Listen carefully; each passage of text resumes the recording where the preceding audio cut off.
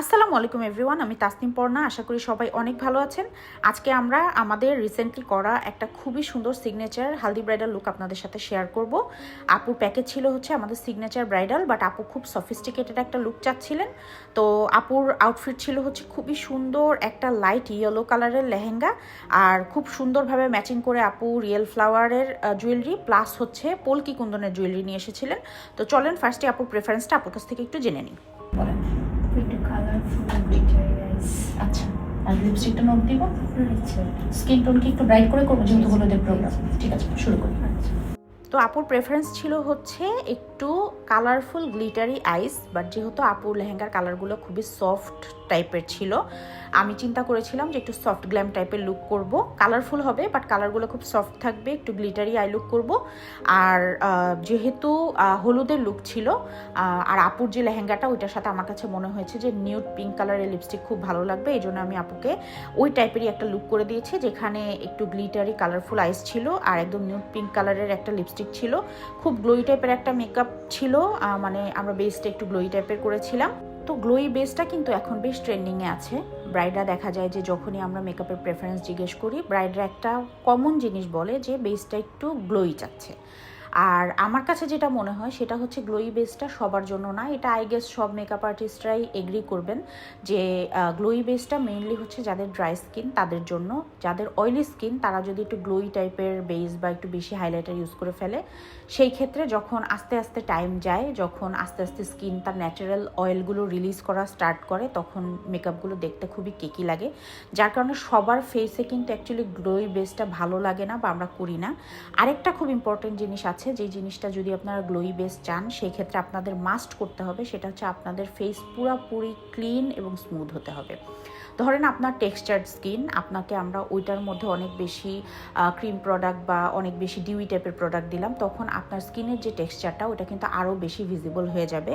আবার ধরেন আপনার স্কিনে অনেক বেশি লোম, আপনি হয়তো বা আইব্রো প্লাক করেননি বা আপনার ফেশিয়াল হেয়ার রিমুভ করেননি, সেই ক্ষেত্রেও কিন্তু অ্যাকচুয়ালি যখন আমরা হাইলাইটারগুলো ইউজ করি বা একটু ডিউই টাইপের বেস করতে চাই, তখন কিন্তু রেজাল্টটা ওই রকম টাইপের আসে না যতটা একটা ক্লিন ফেসে আসে। যেমন আপুর বেসটা দেখে হয়তো আপনারা বুঝতে পারছেন যে আপুর ফেসটা পুরোপুরি ক্লিন ছিল। আপু খুব সুন্দর করে ফেশিয়াল হেয়ার রিমুভ করে এসেছিলেন, যার কারণে আমরা খুবই জাস্ট ফাউন্ডেশনের একটা লেয়ার দিয়ে খুবই সুন্দর করে আপুর বেসটা করেছি।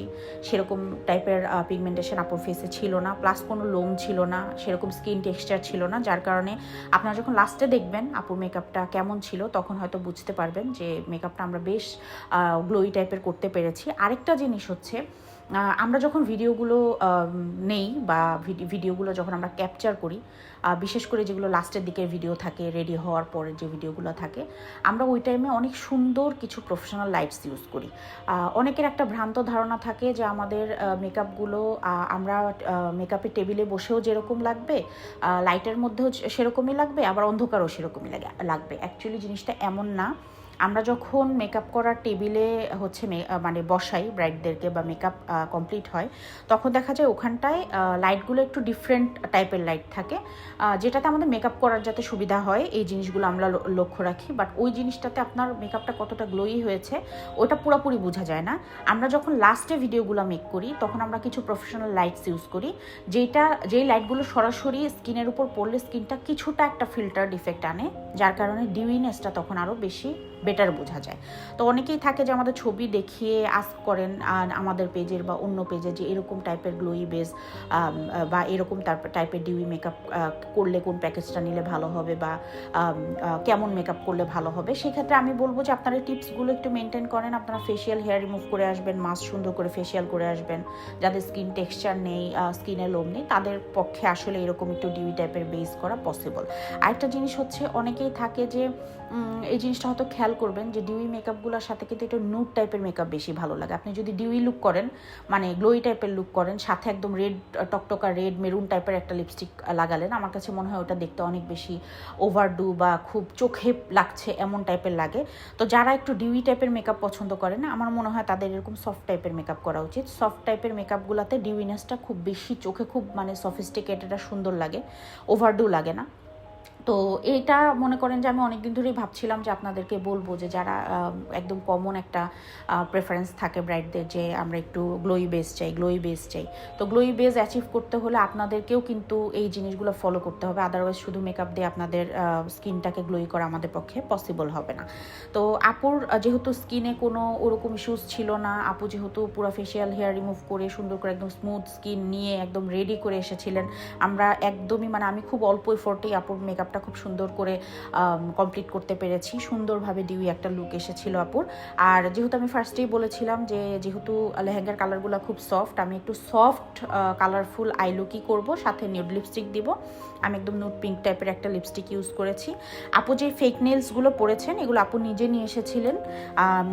আমাদেরকে অনেক সময় ব্রাইডরা জিজ্ঞেস করে যে আমাদের কাছে কোনো স্পেসিফিক শেডের লেন্স বা স্পেসিফিক কোনো স্টাইলের নেইল এটা চাইলে পাওয়া যাবে কিনা। তাদেরকে আমি বলবো যে আপনাদের জন্য যদি স্পেসিফিক চয়েস থাকে যে আমি এই লেন্সটাই পরতে চাই বা আমি এই নেইলসটাই লাগাতে চাই হাতে, সেক্ষেত্রে আপনারা নিজেদের লেন্সগুলো বা নিজেদের নেইলসগুলো নিজেরা ক্যারি করতে পারেন, আমরা ওগুলো ইউজ করব, কোনো সমস্যা নেই।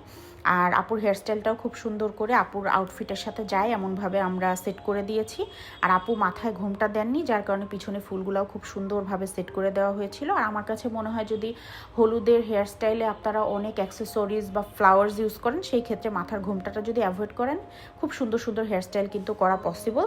তো দেখা যায় যে বিভিন্ন জিনিসগুলো থাকে যেগুলো যদি আপনারা একটু ফলো করেন, আমাদের ইনস্ট্রাকশনগুলো বা আমাদের ভিডিও দেখে এই আইডিয়াসগুলো যদি ফলো করেন, তাহলে এই টাইপের লুকগুলো অ্যাচিভ করাও কিন্তু খুব ইজি হয়ে যাবে আপনাদের জন্য। আর আপুর জুয়েলারিটাও খুবই সুন্দর ছিল, কন্ট্রাস্টে কিনেছিলেন আপু, খুবই নাইস একটা জুয়েলারি ছিল। আপুর ওভারঅল লুকটাকে খুবই কমপ্লিমেন্ট করেছে। আপু নিজের লেন্স নিজেই নিয়ে এসেছিলেন, নিজের নেলস নিজেই নিয়ে এসেছিলেন, আমরা জাস্ট সুন্দর করে আপুকে সব কিছু সেট করে দিয়েছিলাম। আর এই হচ্ছে আপুর ফাইনাল লুক, আপনারা তো সবাই দেখলেনই, খুবই সফিস্টিকেটেড একটা লুক করার ট্রাই করেছি। অনেকেরই একটা কোয়েশ্চেন থাকে যে আমি একটু সফট টাইপের লুক করতে চাই বা একটু সিম্পল লুক করতে চাই, সেক্ষেত্রে আমি কোন প্যাকেজটা নিতে পারি। আমাদের সব প্যাকেজেই আপনি সিম্পল লুক করতে পারবেন, আর্টিস্টকে আপনাদের প্রেফারেন্স দেখিয়ে দিলে সেই হিসাবে আমাদের এখানে মেকআপ আপনাকে করে দিবে।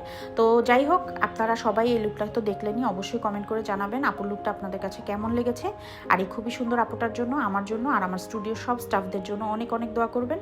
আবার নতুন কোনো ভিডিওতে আপনাদের সাথে অনেক অনেক কথা হবে। ততক্ষণ পর্যন্ত সবাই ভালো থাকবেন। আল্লাহ হাফেজ।